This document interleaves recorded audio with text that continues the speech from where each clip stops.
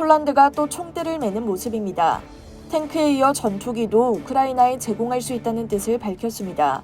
폴란드가 이렇듯 대담하게 나오는 이유는 분명합니다. 접경국인 우크라이나가 러시아에 무너지면 큰일이라는 절박함, 그리고 한국산 무기를 확보해 놓았다는 든든함 때문입니다. 안제이 두다 폴란드 대통령은 지난 22일 우크라이나에 전투기를 지원할 가능성을 시사하는 말을 했습니다.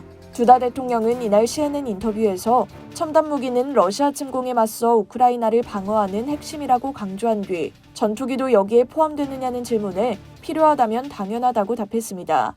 이어 두다 대통령은 우리는 미그-29 전투기를 보유하고 있고 우크라이나 조종사들은 그것을 운용할 준비가 돼 있다고 말했습니다. 또 문제는 미국의 F-16이나 프랑스의 미라주 또는 유로파이터 등 나토 표준에 따른 현대식 전투기를 다룰 준비가 돼 있느냐는 것이라며 전투기는 탱크보다 훈련이 훨씬 복잡하고 오래 걸린다고 덧붙였습니다. 폴란드의 러시아제 미그-29를 우크라이나에 제공하면 곧바로 실전에 사용될 수 있다는 뜻입니다.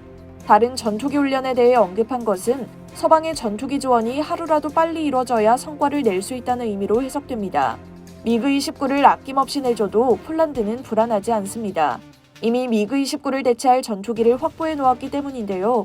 바로 한국의 FA-50 경공격기입니다.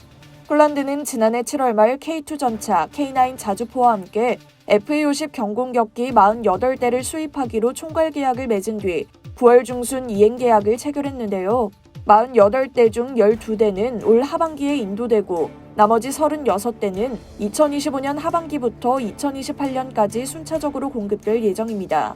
폴란드는 FA-50을 생산하는 한국항공우주산업과 이행 계약을 맺은 지 불과 2달 만에 계약금의 30%에 해당하는 1조 2천억 원을 성금으로 보내와 화제가 됐는데요. 통상 10% 안팎인 무기거래 성금을 30%까지 높여 지불한 것은 상당히 이례적이었습니다. 한국의 신속한 공급 능력에 신뢰를 보이며 납기 준수를 다시 한번 강조한 것이었죠. 폴란드는 이처럼 FA-50 납기까지 매조지에 놓고 우크라이나 전투기 지원을 언급했는데요. 두다 대통령이 한국 무기를 확보한 뒤 우크라이나 지원에 선봉에 선 일이 앞서도 있었습니다. 두다 대통령은 지난해 12월 초 K2 전차 초도 물량이 폴란드에 도착하자 항구에 직접 나와 환영했습니다. 그로부터 한 달 뒤인 지난 1월 11일 자국이 보유한 독일제 레오파드2 전차 14대를 우크라이나에 제공하겠다고 전격 발표했죠.